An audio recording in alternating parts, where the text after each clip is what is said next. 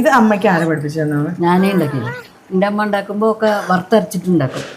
മല്ലി ഈ മസാല മസാലകളൊക്കെ അമ്മിയിൽ അരച്ചിട്ടുണ്ടാക്കും. മമ്മിയിലരച്ച് ഉണ്ടാക്കും. ഇപ്പൊ മമ്മിയിലരച്ച് ഇപ്പൊ റെഡിമെയ്ഡ് പൊടികളായി. അത് നന്നായി. അതെ, ഈസിയായി പണി.